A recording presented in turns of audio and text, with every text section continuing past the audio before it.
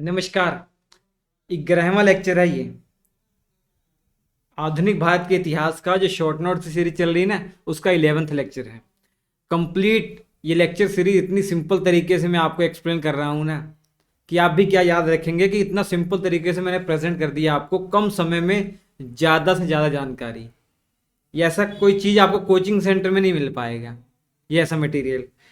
तो खैर मैं शुरुआत कर रहा हूँ आज के इस वीडियो में 1833 से 1858 तक का टाइम पीरियड जो ब्रिटिश ईस्ट इंडिया कंपनी ने हमारे ऊपर रूल किया।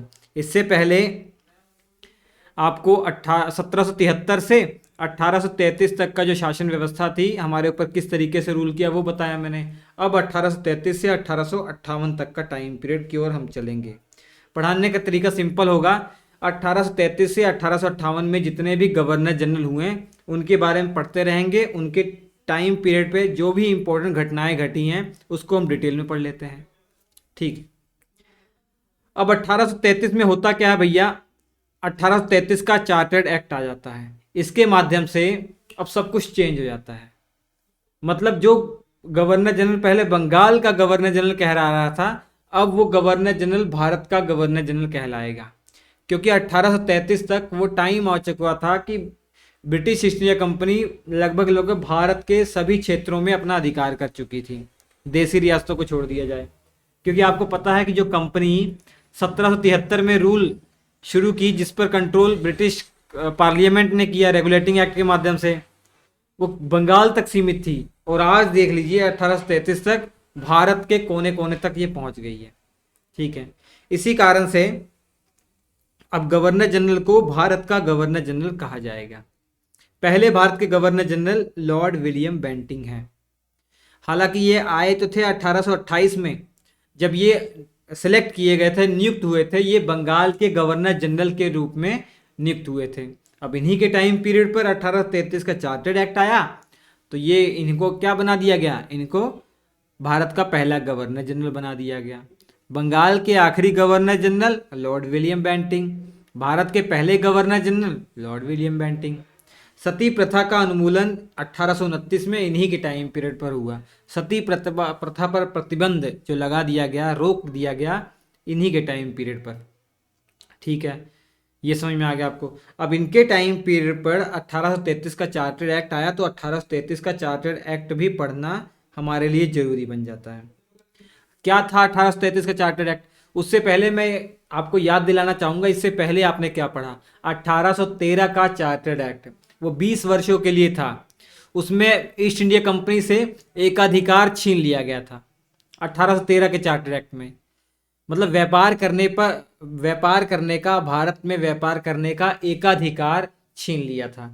लेकिन चाय के ऊपर एकाधिकार बना रहा। बोला गया चाय के ऊपर आपकी मोनोपोली रहेगी। मतलब कोई दूसरी कंपनी इंग्लैंड से आकर चाय के ऊपर व्यापार नहीं करेगी, आपकी बनी रहेगी। और चाइना के साथ व्यापार का जो मोनोपोली है वो बना रहेगा। ठीक है। अब 1833 में जो ब्रिटिश पार्लियामेंट है एक कदम और आगे चली गई। अब यहाँ पर बोल दिया गया, भैया ईस्ट इंडिया कंपनी अब आपसे व्यापार करने का जो एकाधिकार है वो पूरी तरीके से छीन लिया जाता है। अब आप नॉर्मल कंपनी है, जैसे नॉर्मल इंग्लैंड से कोई भी आकर यहाँ व्यापार कर सकता है, वैसे आप भी करना चाहें तो कर सकते हैं। एकाधिकार आपसे छीन लिया जा रहा है, चीन के साथ भी, और चाय के ऊपर जो बचा हुआ था वो भी छीन लिया गया। अब ईस्ट इंडिया कंपनी हमारे ऊपर केवल शासन करने वाली है, और ये शासन 1858 तक करेगी।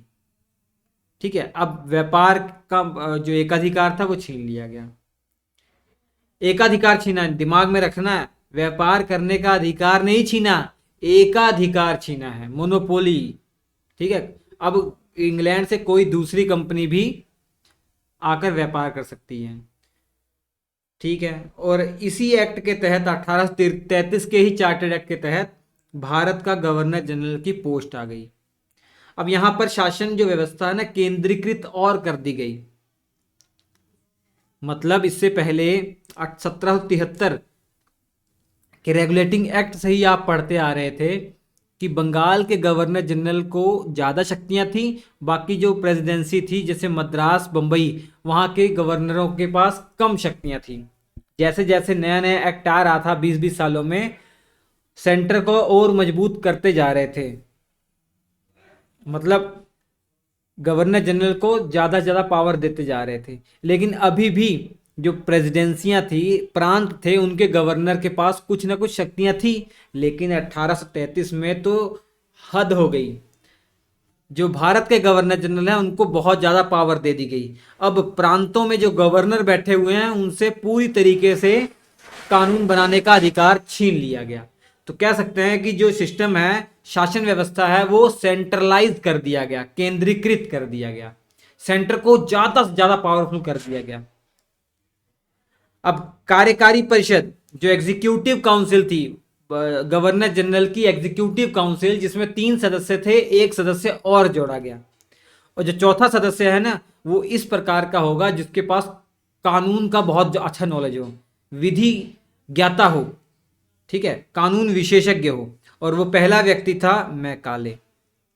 जो ये चौथा व्यक्ति मैकाले था, इसके बाद जो बाकी के जो 3 एग्जीक्यूटिव काउंसिल के सदस्य हैं ना, इनके जितना पावर नहीं था। इसके पास लिमिटेड पावर था। अभी भी याद रखिए, कोई भी इंडियन एग्जीक्यूटिव काउंसिल में नहीं है। अभी तक कोई भी इंडियन को कार्यकारी परिषद में शामिल नहीं किया गया है, ये दिमाग में रखिएगा। तो ये था पूरा 1833 का चार्टर्ड एक्ट, ठीक है। अब इसके बाद लॉर्ड ऑकलैंड 1836 से 1842 तक गवर्नर जनरल रहते हैं। पहला अफगान युद्ध इन्हीं के टाइम पीरियड पर हुआ। इसके बाद लॉर्ड हार्डिंग आते हैं भैया। इन्हीं के टाइम पीरियड पर पहला आंग्ल सिख युद्ध हुआ। लाहौर की संधि के साथ यह युद्ध समाप्त हुआ। लॉर्ड डलहौजी इसके बाद आते हैं, सबसे ज़्यादा इंपॉर्टेंट है। अंग्रेजों का जो साम्राज्य विस्तार है ना, तो साम्राज्य विस्तार में बहुत बड़ी भूमिका लॉर्ड डलहौजी की है। लॉर्ड डलहौजी और इनके द्वारा जो व्यक्तिगत सिद्धांत, डॉक्ट्रिन ऑफ लैप्स चलाया गया था ना, वो था। मतलब जो भी देसी रियासत के खुद की संतान नहीं है, कोई उत्तराधिकारी नहीं है, तो उस राजा की मृत्यु के बाद वो सारा साम्राज्य किसके अधीन आ जाएगा? अंग्रेजों के पास आ जाएगा। समझ पा रहे हैं? बहुत ही इनके लिए बहुत लाभकारी ये सिद्धांत सिद्ध हुआ अंग्रेजों के लिए। इन्होंने ऐसा सोचा भी नहीं था कि ऐसा हो जाएगा। इतना फायदा हुआ अंग्रेजों को इससे। जिस भी देसी रियासत के राजा नहीं, उत्तराधिकारी नहीं था, लड़का नहीं था, वो गोद भी नहीं ले सकता था। चाहे गोद ले चाहे ना, उसका साम्राज्य अंग्रेजों के हवाले हो जाएगा। लेकिन यहाँ नोट करने वाली बात है, ये सभी देसी रियासतों के साथ ऐसा नहीं था। वो देसी रियासतें जो या तो डायरेक्ट अंग्रेजों की हेल्प से स्थापित हुई हो, या इनडायरेक्ट कहीं ना कहीं इन्हीं की हेल्प से, इन्हीं की मदद से वो काम कर रही हैं। उन देसी रियासतों जो पूरी तरीके स्वतंत्र थी, उनके लिए ये नियम लागू नहीं था। ठीक है। दूसरा आंग्ल सिख युद्ध इन्हीं के टाइम पीरियड हुआ, लॉर्ड डलहौजी के टाइम पीरियड पर। वुड डिस्पैच 1854 में इन्हीं के टाइम पीरियड पर आया। ये वुड डिस्पैच क्या था, उससे पहले हमें 1853 का चार्टर्ड एक्ट पढ़ना है, वो भी लॉर्ड डलहौजी के टाइम पीरियड पर आया था। सबसे पहले 1853 का चार्टर्ड एक्ट पढ़ते हैं। देखिए 1833 का चार्टर्ड एक्ट आपने पढ़ लिया। अब 1833 का चार्टर्ड एक्ट, इसमें 20 वर्षों के लिए प्रावधान किया था। जो भी बातें आपने पढ़ी 1833 में, वो 20 वर्षों के लिए थी। अभी यहाँ पर बहुत इंपॉर्टेंट चीज कर दी गई, ध्यान समझिएगा। अभी तक क्या था, गवर्नर जनरल थे और इनकी एक कार्यकारी परिषद थी, एग्जीक्यूटिव काउंसिल थी। यही भारत के क्षेत्र के लिए कानून बनाते थे, यही प्रशासन करते थे। इतना आपको समझ में आ गया। हालांकि जो मेन कानून है वो तो ब्रिटिश पार्लियामेंट बनाकर रेगुलेटिंग एक्ट के माध्यम से भेज रही है, चार्टर्ड एक्ट के माध्यम से भेज रही है। लेकिन जो भी लोकल लेवल पर छोटे कानून होते थे, उनको गवर्नर जनरल और उसकी एग्जीक्यूटिव बनाते थे और यही रूल करते थे, यही प्रशासन करते थे। लेकिन अब यहाँ पर एक नया सिस्टम इंट्रोड्यूस किया गया 1853 के चार्टर्ड एक्ट के माध्यम से। यहाँ पर एक और परिषद का निर्माण किया गया, जिसे विधान परिषद कहा गया। विधान परिषद कहा गया। ध्यान से देखिए, गवर्नर जनरल और इनकी कार्यकारी परिषद में अभी 4 सदस्य जो हैं, ये मिलकर क्या हैं, ये कार्यकारी परिषद है। और विधान परिषद के लिए 6 अलग से लोग जोड़े गए, 6 एडिशनल मेंबर, 6 अतिरिक्त सदस्य जोड़े गए। और इसके अलावा बाकी के जो ये एग्जीक्यूटिव काउंसिल के सदस्य हैं ना, ये भी इस विधान परिषद का सदस्य होंगे। तो टोटल ये 4, तो 10 सदस्य हैं ये। अरे जैसे भैया प्रधानमंत्री हैं, उनकी कैबिनेट मिनिस्टर हैं, और एक विधायिका है। कैबिनेट मिनिस्टर जो है, कैबिनेट, इसके माध्यम से शासन व्यवस्था चला रहे हैं देश का। और कानून कैसे बन रहा है? कानून तो विधायिका के द्वारा बन रहा है, संसद के द्वारा बन रहा है। तो सोच के देखिए, जो ये कैबिनेट मिनिस्टर होते हैं, क्या विधायिका के सदस्य नहीं होते हैं? होते हैं ना। वही सिस्टम है यहाँ पे।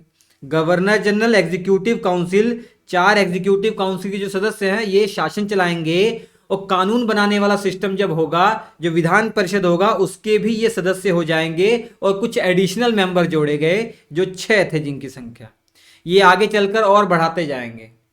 तो विधान परिषद एक नया सिस्टम आ गया। पहली बार विधायिका का निर्माण हुआ विधान परिषद के रूप में इस 53 के चार्टर्ड एक्ट में। और सिविल सेवकों की खुली प्रतियोगिता की आरंभ की जाएगी, ये भी प्रावधान किया गया था 1853 के चार्टर्ड एक्ट में। मतलब इससे पहले सिविल सेवकों की जो भर्ती होती थी, वो डायरेक्ट वायसराय नॉमिनेट कर देते थे। डायरेक्ट वायसराय जिस भी अंग्रेज को चाहे उनको अधिकारी बना देते थे, एग्जाम नहीं होता था। लेकिन पहली बार एग्जाम कराने की बात इसी एक्ट में की गई, 1853 के चार्टर्ड एक्ट के माध्यम से। ठीक है। और व्यपगत का सिद्धांत मैंने बताया, लॉर्ड डलहौजी के टाइम पीरियड पर लॉर्ड डलहौजी ने शुरू किया था। तो सबसे पहला राज्य सतारा, इसके बाद जैतपुर, संबलपुर, बघाट, उदयपुर, झांसी, नागपुर, अवध, ये वो साम्राज्य हैं, ये वो देशी रियासतें हैं जिनकी खुद की संतान नहीं थी। उनको अंग्रेजों ने अपने अधीन कर लिया। इसके बाद वुड डिस्पैच की मैंने बात की थी। वुड डिस्पैच कहा जाए या इसको वुड का घोषणा पत्र भी कहते हैं। अब ये क्या था भैया? चार्ल्स वुड एक थे, बोर्ड ऑफ डायरेक्टर के अध्यक्ष थे चार्ल्स वुड। इन्होंने अंग्रेजी शिक्षा का प्रचार भारत में करने के लिए, अंग्रेजी शिक्षा को फैलाई जाए ताकि अंग्रेजों के लिए शासन करना और आसान हो जाए।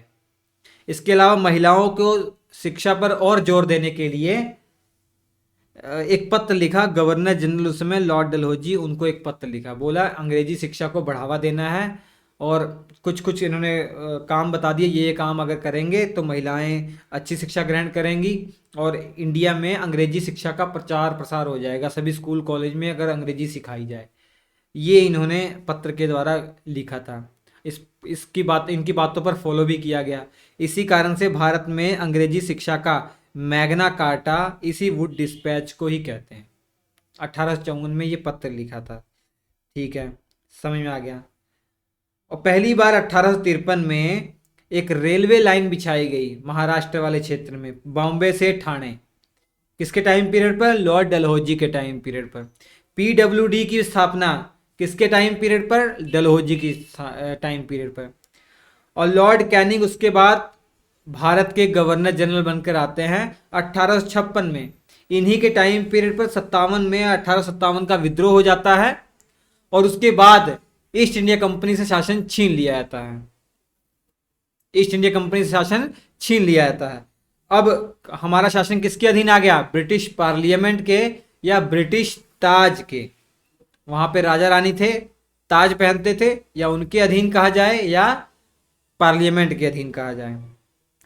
जैसा कि बोला गया था कि चार्ल्स वुड, इन्होंने कहा था कि भैया अंग्रेजी शिक्षा को बढ़ावा देना है, तो उन्हीं की बातों को गौर करते हुए बहुत सारे काम किए गए। ऐसे ही 1857 में कलकत्ता, मद्रास और बॉम्बे में एक एक विश्वविद्यालयों की स्थापना की गई। 1858 का गवर्नमेंट ऑफ इंडिया एक्ट इन्हीं के टाइम पीरियड पर आया और इन्हीं को उठाकर बना दिया गया भारत का पहला वायसराय। अभी तक भारत के गवर्नर जनरल पोस्ट थी और अब पोस्ट आ जाएगी भारत के वायसराय। पहले वायसराय लॉर्ड कैनिंग, आखिरी गवर्नर जनरल भारत के लॉर्ड कैनिंग। और इन्हीं के टाइम पीरियड पर 1861 का भारत परिषद अधिनियम भी आएगा। इसके बाद वाले वीडियो में सबसे पहले आपको 1857 का विद्रोह पढ़ना है, उसके बाद आप 1858 गवर्नमेंट ऑफ इंडिया एक्ट, 1861 परिषद, भारत परिषद अधिनियम पढ़ेंगे।